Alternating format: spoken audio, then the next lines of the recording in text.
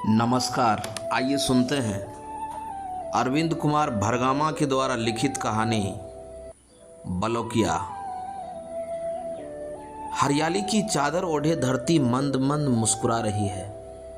हवा के साथ दूर खेतों से आ रही सौंधी मिट्टी की खुशबू तन बदन में रोमांच पैदा करती है। पीपल के पेड़ में लगे पत्ते हवा से गश्त खाकर फरफरा रहे हैं। लिप्टस का पेड़ अपना गर्दन ऊंचा कर चारों तरफ देख रहा है। थके सूरज की लालिमा देखकर लोग धीरे धीरे घरों की ओर लौट रहे हैं।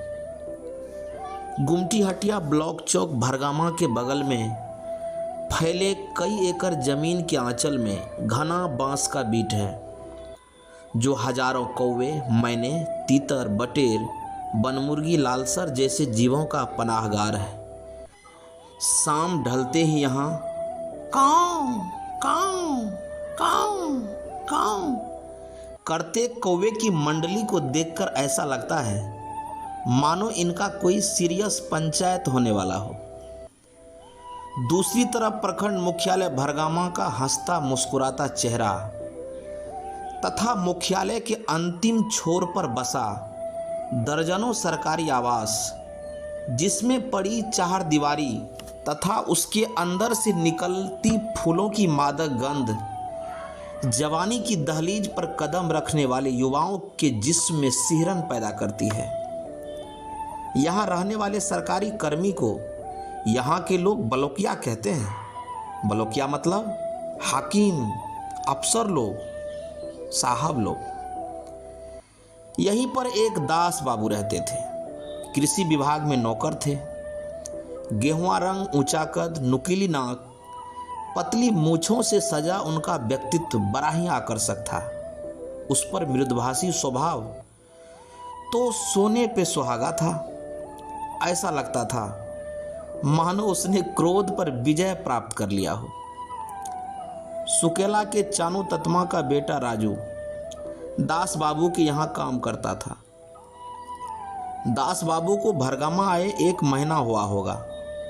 चानो पहले से ही ब्लॉक में अफसरों को दूध पहुंचाया करता था।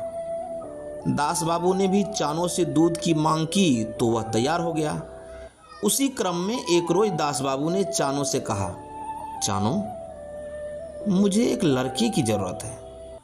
यही डेरा पर रहेगा, घर का देखभाल करेगा। चानो को मानो लॉटरी लग गई। उसने अपने बेटे को ही यहाँ काम पर लगा दिया था। साल बीत गए। दास बाबू के साथ रहते रहते अब रजवा भी बलौकिया की तरह ही लगने लगा था। बिल्कुल साफ सुथरा, एकदम चकाचक। रजवा के धूल धूसरित शरीर पर पड़े फटे चिटे कपड़े की जगह अब संपूर्ण वस्त्र थे। भरपेट भोजन था, सोने के लिए चारपाई भी थी। इस सब के अलावा दास बाबू का अपनापन था, जो रजवा की सौतेली माँ गीता देवी की दुत्कार व परायपन से कहीं ज्यादा सुखद थी। रजवा को नौकरी लगाने की बात आई तो गीता देवी झट तैयार हो गई और बोली, अच्छा होगा, भले परल रहेगा। वहाँ यहाँ बनैया की तरफ बौखल फिरता है। पिता दूसरी शादी के बाद माँ के हाथ की कठपुतली हो गए थे। उन्हें तो राजू की कोई फिक्र भी नहीं होती थी। कभी कभी तो ऐसा लगता था जैसे वह भूल गया है कि राजू नाम का उसका कोई बेटा भी है। उनकी जिंदगी गीता और उनके बच्चों के इर्द गिर्द ही घूमती रहती थी। गीता हमेशा चानों से रजवा की झूठी शिकायतें किया करती थी। नतीजा यह होता था कि कभी कभी चानू रजवा की बुरी तरह से पिटाई कर बैठता था। गीता को राजू फूटी आंख न सुहाता था। औरत अगर झूठ बोलने पर आ जाए तो सातिर से सातिर आदमी को भी धोखा दे सकती है। हार मांस का शरीर वासना का गुलाम बनकर अपनों को ही खत्म कर देना चाहता था। दास बाबू का गणित बहुत अच्छा है। बिल्कुल आदर्श मध्य विद्यालय भरगामा के भगत जी की वेग की तरह साल भर में ही रजवा को मांझ दिए। फटाफट हिसाब बनाता है रजवा। शाम में गुमटी हटिया से सब्जी लाकर बर्तन की साफ सफाई, झाड़ू पोछा के बाद रजवा अक्सर शाम को फ्री हो जाता था। दास बाबू ऑफिस से आते, चाय पीते, थोड़ा सुस्ताते और रजवा को पढ़ाने लगते। दास बाबू जैसे लोग अपवाद ही हैं जो मानवता के पक्षधर हैं, जहां ऊंच नीच, अमीरी गरीबी, पद प्रतिष्ठा, इन सब चीज़ों का घमंड लेस मात्र भी नहीं है। रजवा अपनी बस्ती का पहला ऐसा लड़का था जो दास बाबू की मदद से कुछ पढ़ लिख गया था। बाकी पूरी बस्ती अपने पेट की ज्वाला को शांत करने के काम से निजात ही नहीं पा सकी थी। समय अपनी रफ्तार से आगे बढ़ता जा रहा था।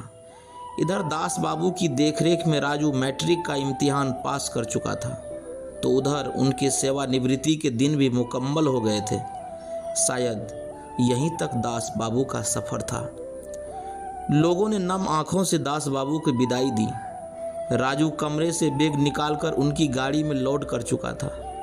उनकी आंखें दास बाबू की तरफ उठ ही नहीं पा रही थी। जैसे गाड़ी खुलने को आई, राजू दास बाबू से लिपट कर फपक पड़ा। दास बाबू ने नम आंखों से राजू को सिर्फ एक ही बात कहा था, किसी भी सूरत में पढ़ाई नहीं छोड़ना है राजू। फिर दास बाबू की गाड़ी धूल उड़ाती आंखों से ओझल हो गई। राजू वापस अपने घर लौट आया था। उसके घर आगमन से गीता के मुंह लटक गए थे। टोले के कुछ लोग, पड़ोसी व दोस्त राजू से मिलने उसके घर पर आए। वापसी में राजेश्वर तत्मा ने कहा, छोड़ा बिल्कुल बलोकिया लगता है शंभू भाई। शंभू तत्मा 10 दिन में सब बलोकिया निकल जाएगा। शंभू की बातों में जलन थी। कुछ ही दिनों में राजू को पता चल गया था कि इतने दिनों के बाद भी गीता देवी के स्वभाव में कोई परिवर्तन नहीं हुआ है। उल्टे उनके प्रति तलखी और भी बढ़ गई है। पिता पहले ही नई मां के सामने हथियार डाल चुके थे। किसी काम में थोड़ी देर हो जाती तो मां गीता देवी के दुत्कार रूपी बाण राजू के सीने को बेध देता था। तब वह एकांत में अपनी मां अरुणा देवी को याद कर उनकी प्यारी स्मृतियों का लेप अपने घाव पर लगाकर तत्काल राहत पाता था। तवायब को कोई शादी का सब्ज बाग दिखाकर अपना बनाता है और फिर कुछ दिनों के बाद उसे वापस उसके कोठे पर छोड़ आता है।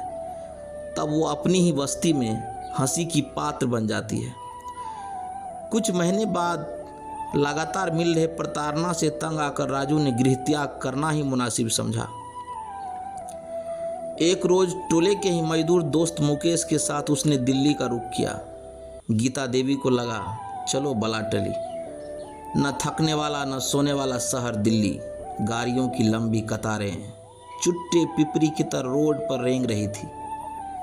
शहर में हमेशा दीपावली जैसा आलम रहता था। चारों तरफ व्यस्तता का ही साम्राज्य था।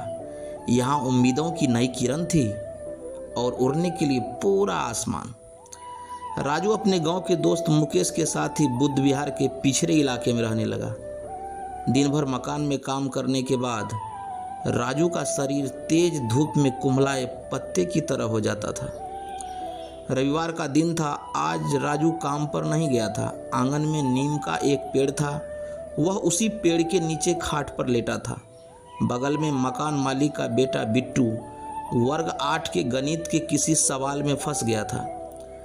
राजू देख रहा था बिट्टू बहुत हाथ पैर मार रहा है मगर सफल नहीं हो पा रहा है। राजू उठकर बैठ गया।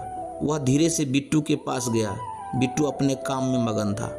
राजू, टास्क है क्या? बिट्टू, राजू, नहीं बन रहा है? बिट्टू, राजू, देखे जरा कौन सा सवाल है। बिट्टू राजू की बात पर हंस पड़ा, जैसे कोई शरीफ आदमी किसी पागल की बात पर हंस पड़ता है। अगले ही क्षण राजू ने बिट्टू के सवाल का हल निकाल दिया। राजू का ये रूप बिट्टू के समझ से परे था। उसे ऐसा लगा जैसे अनजाने में सांप के ऊपर उसका पैर पड़ गया हो। कुछ ही दिनों में राजू की योग्यता का पता बिट्टू के पिता मनोहर अग्रवाल को लग चुकी थी। मनोहर अग्रवाल की मदद से राजू कॉन्वेंट तथा ट्यूशन पढ़ाने का काम शुरू कर दिया था। उसके स्मृति पटल पर दास बाबू की बातें हमेशा बिजली की तरह कौंधती रहती थी। राजू, किसी भी कीमत पर पढ़ाई नहीं छोड़नी है। अशिक्षा के दलदल में फंसे लोगों के बीच राजू एक दीपक की तरह जगमगा रहा था, जिसके दिए में दास बाबू ने बरसों पहले ही शिक्षा रूपी तेल। मुकेश, राजू बाबू ये दिल्ली है, इसकी हवा जिधर भाग रही है उसके साथ भागते रहो, मंजिल मिल ही जाएगी, बस रफ्तार धीमा मत करना। राजू ने सहमति में सर हिलाया। पढ़ाने के साथ साथ अपनी पढ़ाई करना आसान न था, मगर जिसने अपने लक्ष्य को ही अपनी महबूबा बना लिया हो, फिर वो लक्ष्य कितने दिनों तक उससे जुदा रह सकता है। समय बीतता गया, उसने हार नहीं मानी। अंततः संघर्ष के कोख से सफलता का जन्म हो ही गया। राजू बड़ौदा बैंक के लिए बतौर शाखा प्रबंधक चुने गए। जिंदगी ने करवट बदली। राजू अपनी जिंदगी की नई पारी की शुरुआत कर चुके थे। उधर दूसरी तरफ पारिवारिक बोझ और गीता की बेरुखी ने चानों को कहीं का नहीं छोड़ा था। गीता को इस घर में 2 लड़के और एक लड़की थी, रंजू। रंजू भी जवान हो गई थी। दोनों लड़के निकम्मे निकले। सबके भार ने चानों की कमर तोड़ दी थी। वह अक्सर बीमार रहा करता था। जिंदगी की शाम ढलने ही वाली थी। थोड़ी बहुत जमीन थी जो पेट की आग बुझाने में काम आ रही थी। चानों मरने से पहले एक बार राजू का मुंह देखना चाहता था। उसने राजू को कई बार पत्र लिखा, मगर कोई जवाब नहीं आया। आज सुबह से ही चानों की तबीयत काफ़ी खराब थी। शायद ऊपर वाले का बुलावा आ गया था। शाम का वक्त था। दरवाजे पर गाड़ी ने हॉर्न बजाया। आसपास के लोग इकट्ठे हो गए। अरे ये कौन है? बिल्कुल बलौकिया लगता है। अरे अपना रजवा है, राजू। सबकी मुंह खुली की खुली ही रह गई। राजू को देख बीमार चानों की आंखों से गंगा बह रही थी। राजू ने जब चानों का हाथ पकड़ा तो वह फपक पड़ा। उसकी आंखों में पश्चाताप की रेखाएं स्पष्ट झलक रही थी। अगले ही पल चानों ने आंख मूंद लिया। गीता देवी की स्थिति रामायण की केकई जैसी थी। क्रियाकर्म के बाद राजू भरगमा ब्लॉक के उसी कमरे को देखने गया जहां दास बाबू के साथ उनकी कई स्मृतियां जुड़ी थी। यहाँ की जीर्ण शीर्ण भवन उन स्मृतियों की गवाही दे रहे थे। अगले रोज जब राजू वापस दिल्ली के लिए निकले तो उनके परिवार के सभी लोग सामने थे। गीता अपने आंचल से अपना मुंह को ढककर खड़ी थी। रंजू ने राजू के पैर छुए और उसके हाथ से बैग लेकर दरवाजे पर आ गई। राजू गीता देवी की तरफ पलटते हुए कहा, रंजू की शादी की तैयारी करो, जो पैसा खर्च होगा सब मैं दूंगा। और हाँ, सही से खेतीबाड़ी करो, हर महीने पैसे भी भेज दिया करूँगा। अगले ही पल राजू अपने घर से विदा हो चुका था। पीछे छूट रही थी वो धरती जिसकी धूल धूसरित आंचल में खेलकर राजू जवान हुआ था। अभी आप सुन रहे थे अरविंद कुमार भरगमा के द्वारा लिखित कहानी बलौकिया। कहानी अच्छी लगे तो लाइक करें, कमेंट करें और